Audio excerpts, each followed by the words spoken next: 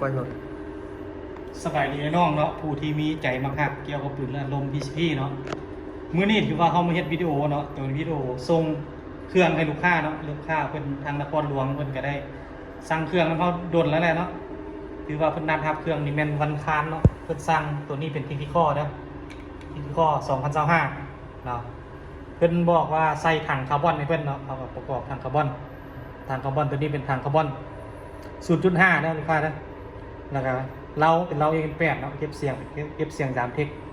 เนาะสีดำเนาะถือว่าดำล้วน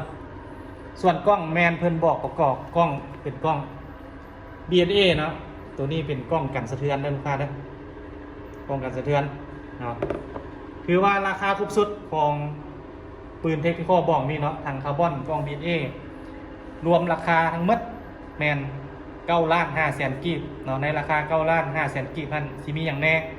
เนาะอันที่หนึ่งแมน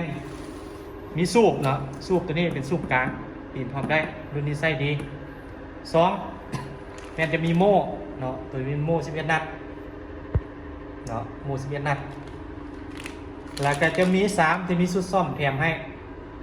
เนาะชุดซ่อมแถมให้4จะเป็นลูกปืน1กับเนาะลูกปืนนี่เป็นลูกปืนกับน้อยเนาะกับน้อยตัวนี้นะคือว่า300 ลูกเนาะส่วนปืนนี่เนาะเทคนิคอลนี่เนาะถ้าเขาประกอบเนาะคือว่าประกอบถังคาร์บอนเนาะมันจะเบาน้ำหนักจะเบาเนาะถือว่าระยะเขาเทียบให้ลูกค้าเนาะระยะถือว่า6-70 เมตรนะลูกค้านะตัวนี้นะ6-70 เมตรเนาะ6-70 เมตรสบายเนาะฝาโออิซิเนาะหรือว่าปูมือปิดได้ว่าไงซะอันนี้มันก็แล้วแต่ผู้ยิงเนาะบางคนกับมือสั้นมันก็อยากเล็กแค่นิดนึงส่วนท้ายจะเป็นท้ายยางท้ายตัวนี้จะพับเข้าได้เนาะเวลาพับเนาะพับเข้าเนาะมันจะสั้นเนาะส่วนเบอร์โทรทางห้างเนาะคือว่าเบอร์โทรทางห้างเขาเป็นเบอร์นี้นะลูกค้าถ้าท่านใดสนใจแม่นติดต่อมาทางเบอร์นี้เนาะคือว่าเครื่องเขามีความทรงเนาะนอกจากเทคนิคอลแล้วเขายังมีเนาะ MCK2 เนาะท็อป A แล้วก็ฟักตอร์เนาะดากอน09แล้วก็เตอร์มิลตอถ้าลูกค้าท่านใดสนใจแมนติดต่อหาเฮาเนาะเขาก็ขอบใจเนาะลูกค้าที่เพิ่นไว้ใจเฮาเนาะแต่ว่าเฮาสิบอกเฮาเกี่ยวกับเบอร์โทรของลูกค้าผู้นี้เนาะท้ายแมน241นะ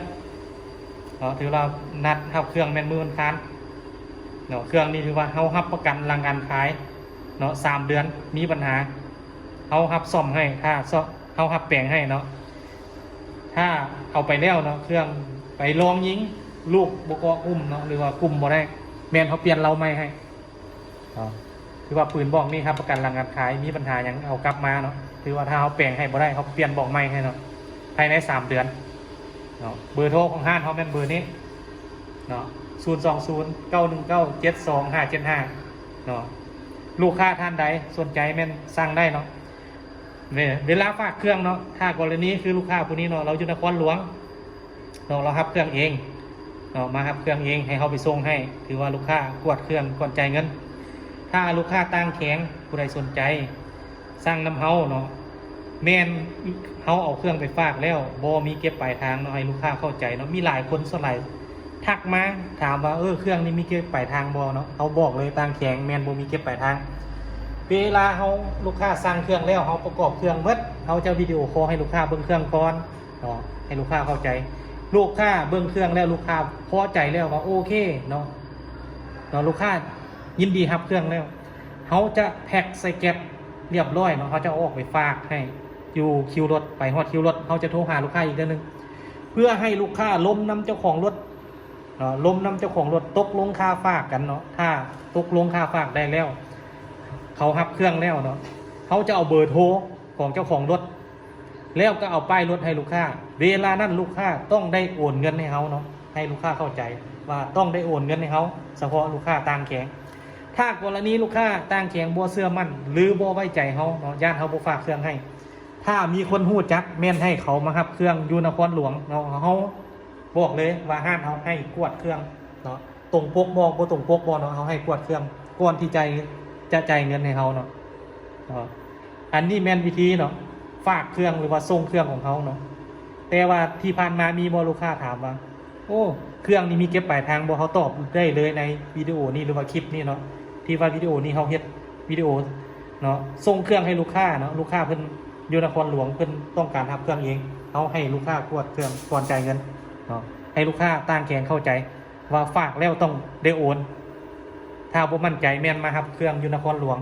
เนาะมีอย่างแม่นติดต่อมาทางเบอร์นี้เนาะเบอร์ทางห้างของเขาเนาะขอขอบใจลูกค้าที่อุดหนุน